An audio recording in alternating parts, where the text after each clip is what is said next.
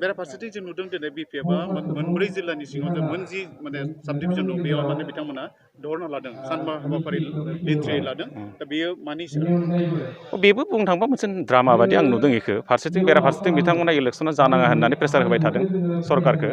आरो बिथाङा सरकारनिनो अंखिदार नङा होमबा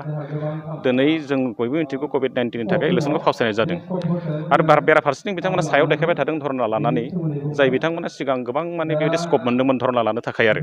दैबानानि जेंना सोलोंथाइनि जेंना मास्टार गैयैनि जेंना राइट्सनि जेंना बै समावथ' बिथांमोना जों रेल लामा होबथानाय राजा लामा होबथानायाव सानसेबो 1 मिनिटनि थाखाय बिथांमोना सम होआखैमोन बै खबर लाफायाखैमोन खिन्थु दिनै गावनि गादि रैखानि थाखाय जि माखासे नाटक खालामबाय थादों जों बेखौ नुदों आरो रायजो राजाया बेखौ बुजियालासिनो थायाखै सिंथिं बिथांमोना सरकारखौ प्रेसार होबाय थादों इलेक्सन जानो नाङा गिनानै आरो साथिं देखायनो नागिरदों रायजो राजानो जे जों देरहानाय पजिसनाव दङ गतिके जों गियाखै बेखौ देखायनो नागिरदों खिन्थु रायजोफ्रा दिनै बुजिगासिनो दङ बिथांमोना मा खालामबाय थादों थांनाय 17 बोसोराव बिथांमोनावनो जिहेतु पावाराव दंमोन दाबो आसाम सरकारनि बिथांमोना अंखिदार नङा होमबा दाबो जि गोसो बिथांमोना खालामनो हानांगौमोन खिन्थु बे पजिसनाव बिथांमोना दिनै गावखौ दोनाखै आरो बे जाबाय कमप्लिटलि गावसोर बे 17 बोसोराव मावलांनाय जि गोरोन्थि बेखौ दिनै भुगिगासिनो दङ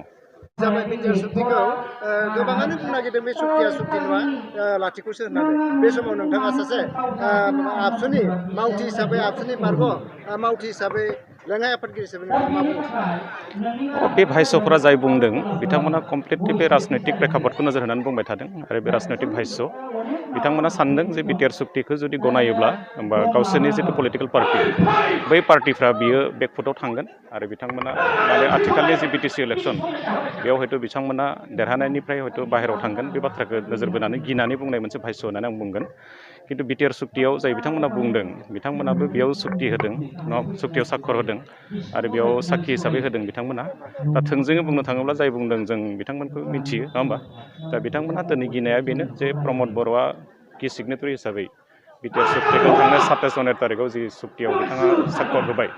दा बैखौ माखासे सुबुङा गावनि राजनैतिक मुलाम्फानि थाखाय बेखौ गनायनो बादों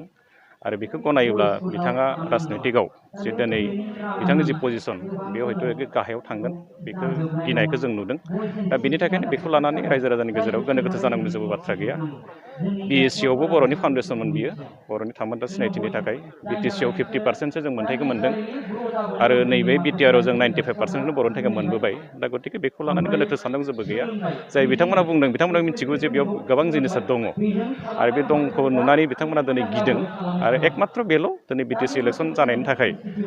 जाय कि सिगनेटारिस जे बिथांमोना दिनै गुबुन गुबुन माने दोलोनि जाबाय आरो जाय बिथांमोना बुंदों बिथांमोना गुबुन मोनसे दोलोआव दङ दा दिनै बै दोलोफोर जा कि सिगनेटारि प्रमद बर' बिथांनि इउपिपिएल सरकारा दिनै गोदान मोनसे सरकार दानो थांगासिनो दं बे थासारिखौ जों बयबो नुदों ससियेल मिडिया पेपाराव नुदों टेलिभिसन स्क्रिनाव नुदों रायजो राजानिफ्राय मत बिनिमय लाना नुदों आइटिसिएल रिपर्टआव मोनखाजोब्बाय जे प्रमद बर'नि दैदेननायाव इउपिपिएलआ दिनै गोदान मोनसे सरकार दानो थांगासिनो दं बिटिसिआव दा बेखौनो नुनानै बिथांमोना दिनै सले बले कौशले माखासे माने रणकौशल बिथांमोना सृष्टि खालामबाय थादों माने गोदान गोदान रणकौशल बिथांमोना दिनै नाजाबाय थादों नाथाय आं नायदों दिनै नेचाराबो बिथांमोनजों गैया दिनै प्रकृतियाव बिथांमोनजों गैया जेरावबो फेलार जादों बेराफारसेथिं जों नुदों बिथांमोना बिटिआर रेकर्डआव जेबो गैया होनदों खिन्थु गावनो बेयाव सिगनेसारबो होदों बेराफारसेथिं बिथांमोननिनो माखासे माने जायफ्रानोखि जों माने स्टार केम्पेनार बिथांमोना बुंदों जे जों सरकाराव फैयोबा बिटिएडनि माने नैबे बिटिआरनि जि दफा बेखौ जों मावफुंगोन बिदिबो बुङो कमिसन दानायनि गेजेरजों जितु सनितपुर आरो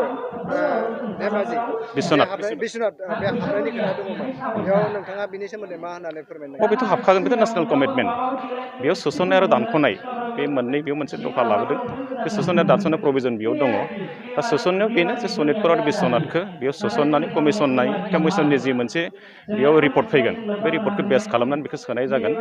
आरो होमबासोना बे बिटिआरनि जिनिखि बाउन्डारि बे हलंगिसिम थांगोन सिमलुगुरिसिम लखिमपुरसिम बे थांगोन आरो बेजोंनो बिटिआरनि जितु ओनसोल बे बांगोन आरो माखासे जिखिनि बाउन्डारियाव थानाय जिखिनि गामि जायफ्रा 50% दङ जायफ्रा बर' गामि बा सोरबा बर' गामि बिथांमोना बेयाव हाबनायनिबो एप्लाइ खालामनो हागोन आरो सोरबा जुदि ओंखारलांनो नागिरदोंब्ला बिथांमोना ओंखारलांनोबो हागोन दा बे प्रभिजना बेयाव दङ नैबे समावहाय मोनसे आफाद नुजाबावदों बर'नि गेजेरावहाय सिभिल ससाइटि होननानै बे सिभिल ससाइटिया बिटिआर गोरोबथानि बेरेखायै किसुमान माखासे खोथाखौ बुंनो नागिरदों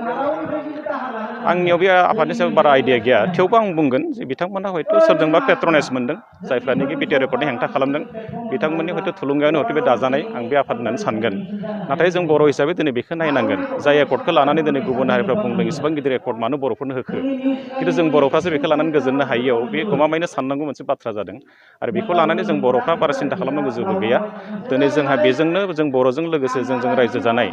बेयाव मथा मथि जोंहा 32 लाख माने जि जनगोष्ठी दङ बिथांमोना दिनै गावसोरनि जे मोन्थाय थामोन्था आरो रैखाथिखौ लानानै दिनै आरो गोजोन मोनसे थासारिखौ लानानै दिनै बिथांमोना थांना थानाय मोनसे सिमां नुदों बे समाव जोंसो दिनै बर' हारि हिसाबै जे बिथांमोनखौ लानानै जों गोजोननो हायै मोनसे जि थासारि बुंबाय थादों बेयो जोंनि गेजेराव रायजो राजानि गेजेराव एसे गुलाय गुजायखौ सृष्टि खालामदों खिन्थु बेयो पार्मानेन्ट नङा